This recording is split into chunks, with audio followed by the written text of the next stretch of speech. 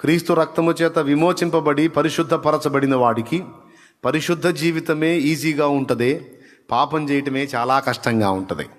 మళ్ళీ చెబుతా, క్రీస్తు రక్తం చేత విమోచింపబడి రూపాంతరం చెందిన వాడికి పరిశుద్ధ జీవితమే చాలా తేలిగ్గా ఉంటుంది, పాపం చేయటమే బహు కష్టంగా ఉంటుంది. ఈ విమోచన పొందని వాడికి పాపం చేయటం చాలా తేలిక, పరిశుద్ధ జీవితం చాలా కష్టం.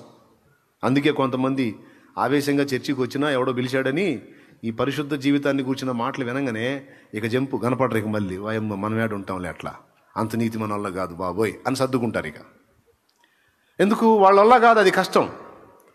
కానీ క్రీస్తు యేసు రక్తము చేత విమోచింపబడిన వారికి పరిశుద్ధ జీవితమే ఎంతో హాయిగా ఉంటుంది. పాపం చేసినప్పుడే వాళ్ళు నరకయాతన అనుభవిస్తారు, మనసులో ఆనందించరు, ఆవేదన పొందుతారు. మీకు అలా ఉందా లేకపోతే ఇంకో టైపులో ఉందా? నాకు అలానే ఉందన్న అన్నోళ్ళు చేతులు ఎత్తండి. చేతులు ఎత్తిన వాళ్ళందరిని అనుమానించాల్సి వచ్చింది. నేను దేవునికి స్తోత్రం కలుగును గాక. హల్లెలూయా. మీకేది మజాగా ఉంది? పరిశుద్ధ జీవితం బాగా అనిపిస్తుందా లేకపోతే పాపం చేస్తే బాగా అనిపిస్తుందా? పాపం చేస్తే క్షోభ స్టార్ట్ అయింది. పరిశుద్ధ జీవితం మనకి ప్రశాంతంగా ఉంటుంది, హాయిగా ఉంటుంది, ఆనందంగా ఉంటుంది. అయినా మన పరిశుద్ధ జీవితాన్ని బట్టి గర్వపడకూడదు, దాన్ని బట్టి కూడా దేవునికి కృతజ్ఞతలు చెప్పాలి. కానీ మన గుండె అయితే పరిశుద్ధతను ఆశిస్తుంది, కోరుకుంటుంది, తప్పిస్తుంది, సాధన చేస్తుంది. అది విమోచింపబడిన వాడికి విమోచింపబడనోడికి తేడా, తిరిగి జన్మించినోడికి జన్మించినోడికి తేడా. తిరిగి జన్మించినోడికేమో పాపం ఈజీ, పరిశుద్ధ జీవితం కష్టం. తిరిగి జన్మించినోడికి పరిశుద్ధ జీవితం ఈజీ, పాపం చేయటం కష్టం. హల్లెలూయా. అసలు ఏం జరిగింది? ఒకప్పుడు మనకు అట్లేదు కదా, ఇప్పుడు ఎందుకు అలాగ అయిపోయింది అంటే మనలో మార్పు సంభవించింది.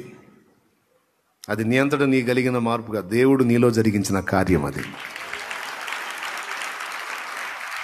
దేవుని వాక్యమును అక్షయ బీజాన్ని నీలో నాటాడు ఆయన. ఇక దాని తాలూకు ఫలము స్టార్ట్ అయింది. ఇక నీలో వదిలిపెట్టడు, మొలకెత్తింది, అది ఇక ఎదిగి పెద్దదై ఫలం స్టార్ట్ అయింది. అది ఎదిగి ఫలం స్టార్ట్ అయిన దాకా కొన్ని శరీర సంబంధమైన లక్షణాలు కనపడతాయి. ఎదిగి ఇంకా ఫలించడం మొదలుపెట్టిన తర్వాత పూర్తిగా ఇక ఈ మరుగై ఆ ఫలాలు కనపడతాయి. దేవుడు మన నుంచి ఆశిస్తున్నాడు, పరిశుద్ధ జీవితాన్ని కోరుకుంటున్నాడు. అది మన రక్షణాధారం కాకపోయినప్పటికీ దేవుడు పరిశుద్ధుడై ఉన్నాడు కనుక మనం కూడా పరిశుద్ధతను ఇష్టపడాలి, సాధన చేయాలి, ఆ ఫలము ఫలించాలి. దృష్టి పరిశుద్ధంగా, నాలుక పరిశుద్ధంగా, చెవి పరిశుద్ధంగా, హృదయం పరిశుద్ధంగా, చేతలు పరిశుద్ధంగా, నడతలు పరిశుద్ధంగా. చూడండి, పరిశుద్ధత అనే దానిలో అన్నీ వచ్చినాయి కదా. ఆలోచనలు పరిశుద్ధంగా, క్రియలు పరిశుద్ధంగా ఉండునట్లు మనవంతు పోరాటం మనం చేయాలి. మనవంతు ఆరాటం మనలో కనబడాలి. కనీసం ఆ ఆరాటం, ఆ పోరాటం చూసైనా దేవుడు సంతోషపడతాడు, మన జాతి అని. స్తోత్రం. ఏ జాతి? మన జాతి అని ఆనందపడతాడు. గొర్రె బురదలో పడదని గ్యారెంటీ ఏమన్నా ఉందా? గొర్రె బురదలో పడదని గ్యారెంటీ ఏమన్నా ఉందా? పడుతుండొచ్చు ఏమరుపాటున, కానీ ఒకటి మాత్రం కన్ఫామ్, గొర్రె బురదలో పడదన్న గ్యారెంటీ ఏం లేదు. కానీ గొర్రె బురదను మాత్రం ఎంజాయ్ చేయలేదు. దానికి భయంకరమైన క్షోభ. పొరపాటున బురదలో పడితే ఇక అందులోంచి బయటపడటానికి బ్యా బ్యా బ్యా నరుతూనే ఉంటుంది. నాకొద్దురా ఈ దరిద్రం, నాకొద్దు బాబోయ్ అని. అదే బురద గుంట్లో ఒక పంది ఉందనుకో, అటుపక్క నుంచి ఒక పంది పడింది అనుకో, ఇటు గొర్రెపడ్డ బురదలోనే ఒక పంది పడింది అనుకో, అది ఎట్లా ఉంటుందండి? అది ఎట్లా ఉంటుంది? పొరపాటున పంది బురదలో పట్టం కాదు, వెతుక్కొని వచ్చి మరి దూకిద్ది. అది దూకిన తర్వాత అదేం చేసిద్ది? గొర్రెతో ఏమంటుంది?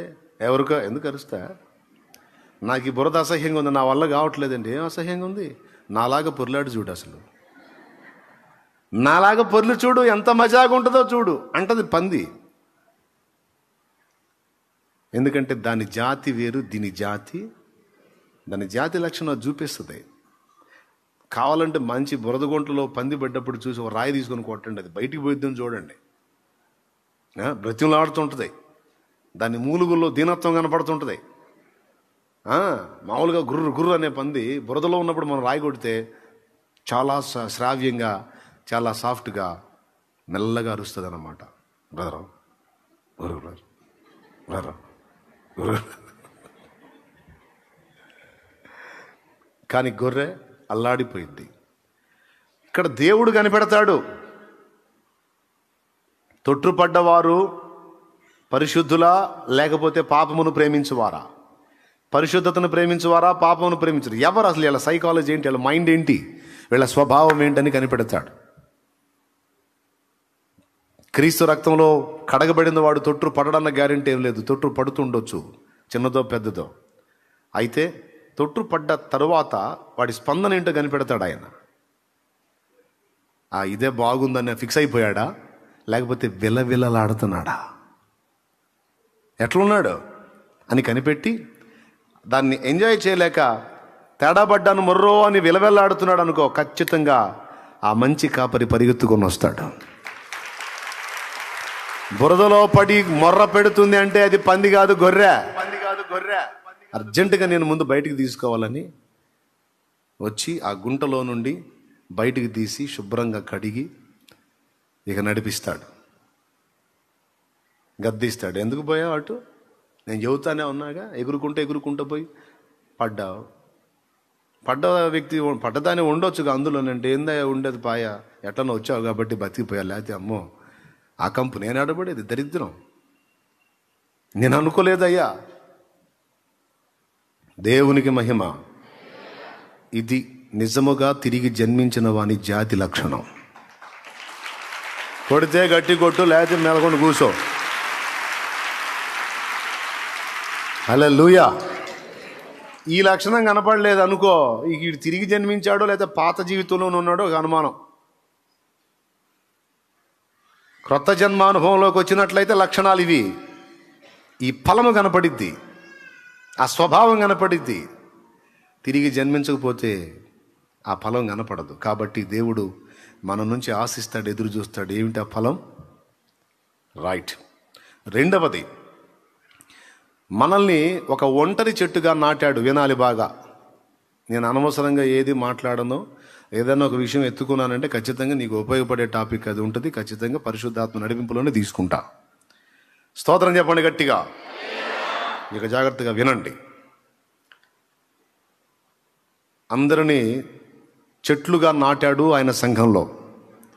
ఏ తోటలోనైనా వ్యవసాయకుడు చెట్టు నాటినప్పుడు ఫలమును ఆశించకుండా ఉంటాడా?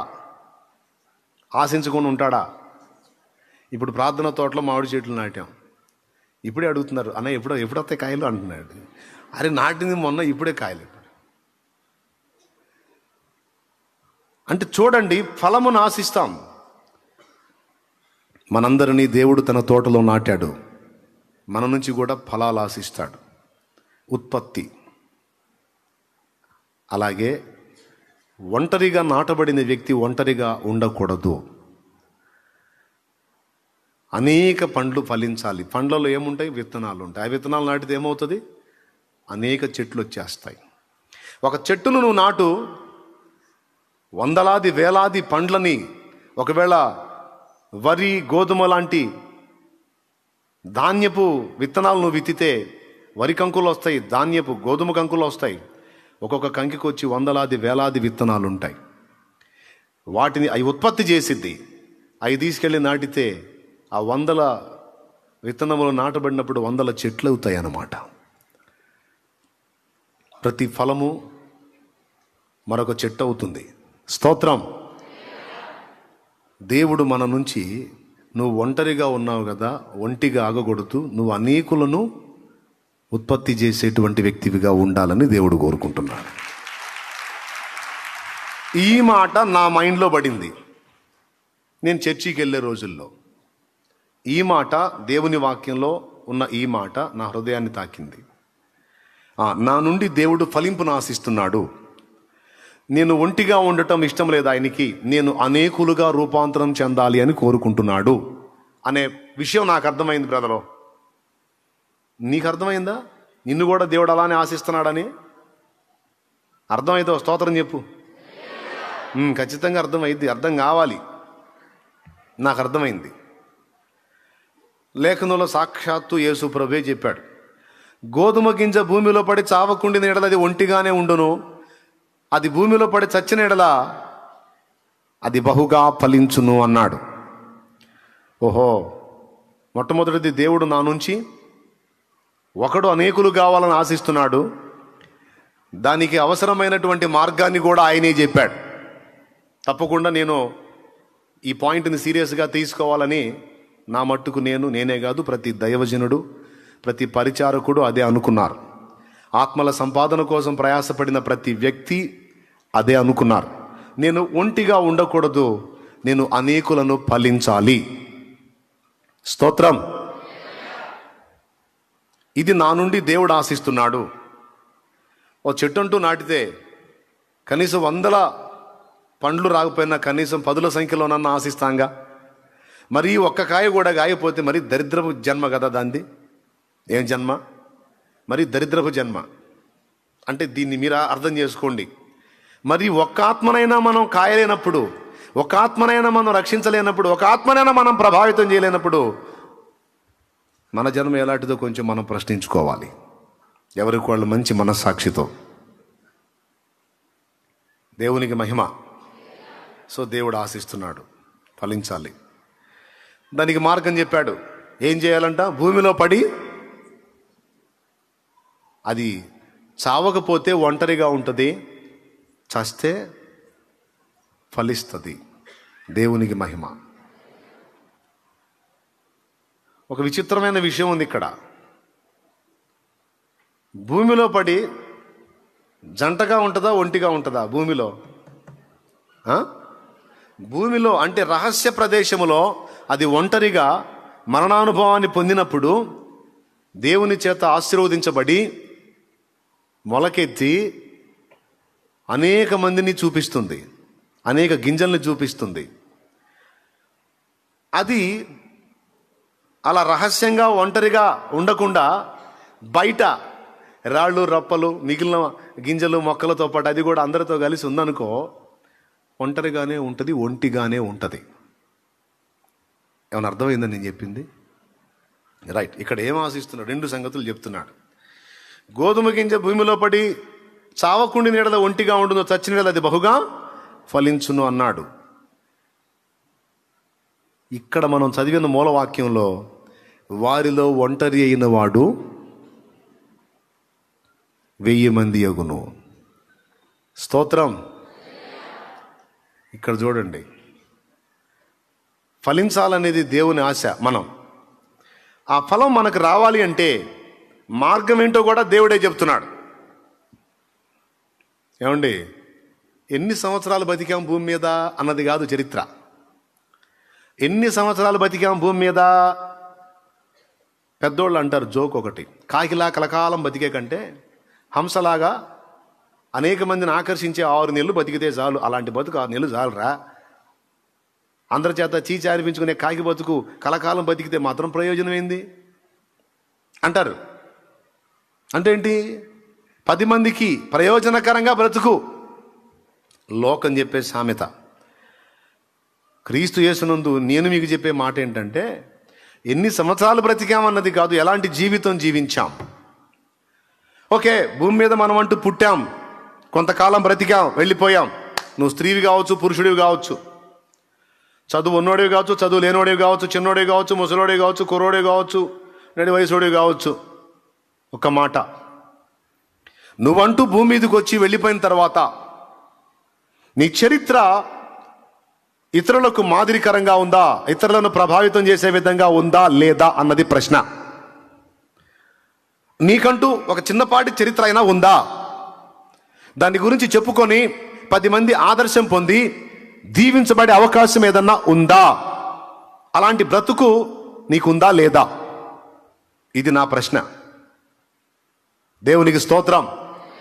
భూమి మీద మనమంటూ ఉనికిలోకి వచ్చి కొంతకాలం మనుగడ సాగించి తిరిగి దేవుడు పిలుపందుకొని వెళ్ళిపోయిన తరువాత మన జీవిత చరిత్ర, మన బ్రతుకు, మనం ఉన్నప్పుడే కాదు మనం పోయినప్పుడు కూడా 10 మందికి ఆదర్శంగా ఉంటుంది. కొంతమంది భక్తుల జీవిత చరిత్రలో ఈరోజు మనం ఆదర్శంగా తీసుకున్నాం. వాళ్ళ చరిత్రలు, వాళ్ళ అనుభవాలను మనం మాట్లాడుకుంటున్నాం. బ్రతికుండి కొంతమందిని ప్రభావితం చేశారు. వాళ్ళు ప్రభు దగ్గరికి వెళ్ళిపోయి కూడా వాళ్ళ జీవిత సాక్ష్యం ద్వారా అనేకుల్ని ప్రభావితం చేస్తానే ఉన్నారు. ఇది భక్తులకు దేవుడిచ్చిన ఘనత.